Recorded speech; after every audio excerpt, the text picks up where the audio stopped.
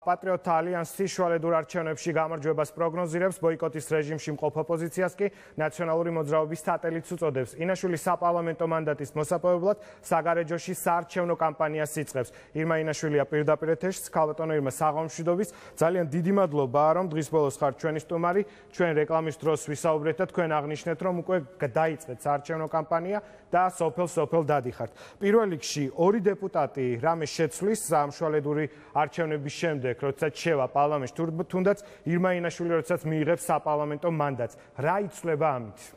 სააკაშვილის რეჟიმის დროს, აი პირველ წლებში 5 კაცი ვიდექით ხოლმე ქუჩაში და ვაპროტესტებდით ძალადობას. აი სწორედ ეს ხალხი იყო მაშინ ეხა რო საუბრობენ ამ ეთერში სააკაშვილის რეჟიმის წიაღის აქტიური წევრები, ზოგი CSKO-ს თავმჯდომარე, ზოგი სატელიტი, დღეს რო ბრწყინვალე სიტყვებით სატელიტობაზე საუბრობენ და ხელისუფლების სატელიტ პარტიებზე. აი ეს ხალხი იყო, ვინც იმ საარჩევნო კოდექსს ქმნიდა, იმ სიმახინჯეს, იმ მახინჯ საარჩევნო სისტემას. ამას აკეთებდა ნაციონალური მოძრაობა, მთლიანად სააკაშვილის რეჟიმი. მასთან დაკავშირებული ეს ხალხი და დღეს გამოდიან და თურმე არ მოწონთ ეს საარჩევნო კოდექსი. დიახ, არ მოგწონს, ძალიან მძიმე არის ეს საარჩევნო სისტემა, მაგრამ ჰაერია რეალურად აი ეს თემა, რაზეც დღეს ჩვენ ვსაუბრობთ. ჰაერი რატომ არის? აი რატო არის? ეხლა ძალიან მარტივად ვიტყვით. ვის აქვს რეიტინგი დღეს, რეალური რეიტინგი? ვის უჭერს ხალხი მხარს? აქვს ნაციონალურ მოძრაობას მხარდაჭერა? 0, დიდი, მსხვილი 0 არის ნაციონალური მოძრაობის რეიტინგი. რა გამოსავალი აქვს ნაცმოძრაობას?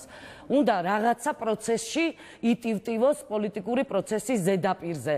ამიტომაც გამოდიან და აკეთებენ განცხადებას, რომ ბოიკოტი. აი ბოიკოტს რო ამბობთ, მე ახლა იმ პარტიებს მივმართავ, რომლებიც ბოიკოტს აცხადებენ და თან პარლამენტში შედან.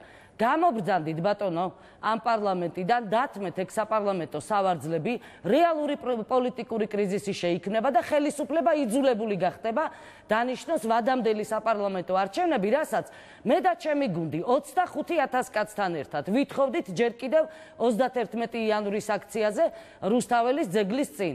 აი ეს იქნება რეალური პოლიტიკური პროცესი, მაგრამ თქვენ გონიათ ნაცმოძრაობას ვადამდელ საპარლამენტო არჩევნებში მონაწილეობის სურვილი აქვს? იქაც 0 არიან და -1 კიდე. არანაირი მხარდაჭერა ნაცმოძრაობას არ აქვს ქართული ხალხის მხრიდან. ეხლა სხვებზეც ვილაპარაკეთ.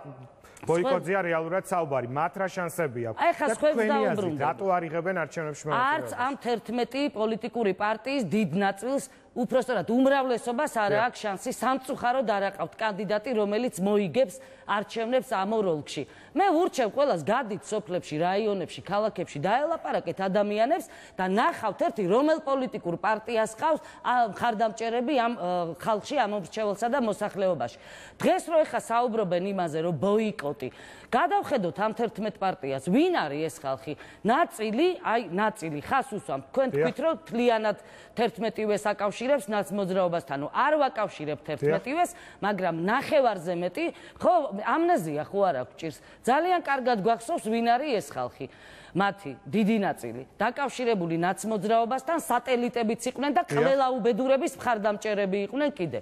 ეხლა მეორე ნაწილისგან, სხვა პოლიტიკური გუნდისგან მე ვითხოვდი, კი არა და ველოდი უпростоრად მხარდაჭერას, სოლიდარობას, იმიტომ რომ ძალიან კარგად იციან სიმართლე და კარგად იცის ამ პოლიტიკურმა სპექტრმა, რომ დღეს საგარეჯოში რეალურად მე ირმა ინაშვილს მაქვს გამარჯვების ყველაზე დიდი შანსი.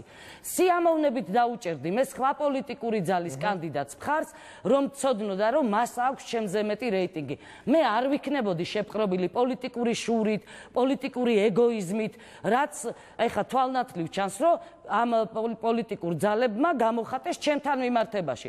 მე მათგან ველოდი მხარდაჭერას CSKO-ში არ ამყავს წარმომადგენელი პარტიული რესურსით, მაგრამ ასე არ მოხდა, იმიტომ რომ აი მე არა, მაშინ არც ირმა ინაშვილი და ეს არის უმაღლესი ფორმა პოლიტიკური ეგოიზმის გამოხატულებისა. ვიდრე ჩვენ საგარეჯოზე ვისაუბრებთ, იმიტომ რომ მინდა იქ არსებულ პრობლემებზეც ისაუბროთ, აუცილებლად უნდა გკითხოთ. ერთი კონკურენტი გეყოლებათ, სავარაუდოდ ეს იქნება ოცნება. ცოტა ხნის წინ თქვენმა ოპონენტმა აღნიშნა, რომ შუალედურ არჩევნებში არ ყოფილა პრეცედენტი, როდესაც ოპოზიციის წარმომადგენელს არ ყოფილა და ეხლა იქნება ბატონო, ეხლა მოვიგებთ ამ არჩევნებს.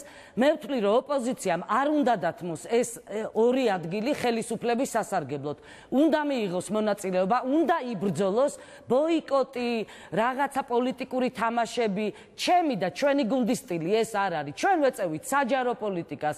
ჩვენ არ გვინდა რომ დავთმოთ ეს ადგილები ხელისუფლების სასარგებლოდ და გვინდა რომ კიდე ერთი ქართველი ხალხის ხმა შეემატოს საქართველოს პარლამენტს და რა მოხდება ცუდი თუ ორი ხმა შეემატება საქართველოს პარლამენტს. რა იქნება ამაში ცუდი და რა იქნება ცუდი იმაში თუ გავიმარჯვებ მე მაგალითად საგარეჯოში, მაგრამ არ უნდათ, გესმით? არ უნდათ, იმიტომ რომ ერთი არის შენი პირდაპირი პოლიტიკური მტერი, მეორე ნაწილი არის შეპყრობილი პოლიტიკური ეგოიზმით და იმისი თქმა მსურდა რომ მე როგორ ჟურნალისტი, იმიტომ დავშორდი ჩემ პროფესიას, ჩემ საყვარელ საქმეს და იმიტომ წამოვედი პოლიტიკაში, რომ აი ესეთი სტერეოტიპები, ეს მიდგომა, ეს შურიანობა, ეს ეგოიზმი, ეს კარჩაკეტილობა, ეს დავანგრიოთ რა ბოლოს და თუ ვიცით რომ იმარჯვებს კანდიდატი დაუჭიროთ ხარი, მაგრამ არა, ხო?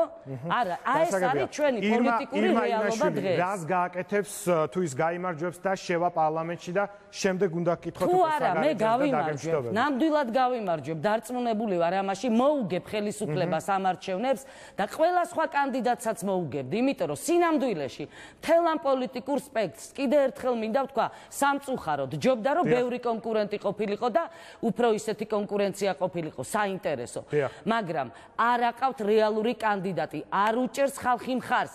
პირველ რიგში ნაცმოძრაობას, რომელიც მარტივმამრავლებად არის დაშლილი და ძალიან კარგი რომ დაშლილია და მე მაგ დავპირდი სხვათა შორის რომ დაგარჭობთ მეთქი ბოლო ლურსმანს თქვენ პოლიტიკურ კუბოზე და აი ეს მოგიწევთ სულ მალე. და დღეს რო საუბრობენ იმაზე, შუალედური არჩევნები, ვადამდელი არჩევნები არ გვინდა. ერთი დაინიშნოს ვადამდელი არჩევნები, რამდენ ცალხმალს მიიღებს ნაციონალური მოძრაობა. საგარეჯოში როგორ ხვდებიან? საგარეჯოში როგორ ხვდებიან, რა პრობლემებზე გესაუბრებიან? სულ რაღაც ერთი წუთი დაგვრჩა და მინდა მოვასწრო. ბევრი პრობლემაა, ხალხი მიტოვებულია, ქართველი კაცი ჩაგრულია თავის სამშობლოში. მე რატო უნდა დავტოვო იგივე საგარეჯოელები მთელი ამ ერთი წლის განმავლობაში, ბევრი რამის გაკეთება შემიძლია მათთვის. ერთ ადამიანს ზოგჯერ შეუძლია უდიდესი ცვლილებები მოახდინოს ქვეყნის ცხოვრებაში. რა არ ვიცით ასეთი მაგალითები? და ზუსტად ამას ვაპირებ საგარეჯოში, რომ იმ ქართველების, იმ დაჩაგრული ადამიანების ინტერესი გამოვხატო დღევანდელ პარლამენტში სხვათა შორის, რომელიც აბსოლუტურად არ გამოხატავს ქართველი ხალხის ნებას. და სწორედ პარლამენტის შიგნიდან ვაპირებ კიდევ ბრძოლას ამ მახინჯის საარჩევნო სისტემის შესაცვლელად, ბატონო, და ვადასტურებ, რომ ცუდი სისტემაა, მაგრამ არ ვაპირებ დანებებას ამ 11 პარტიის მსგავსად, რომელთა დიდი ნაწილი სრულად გაკოტრებულია, მოდით სიმართლე ვთქვათ რა. იმაინაშვილი იყო პირდაპირ ეთერში, რომელიც შუალედურ არჩევნებში მიიღებს მონაწილეობას და მას საგარეჯოში გამარჯვების იმედი აქვს.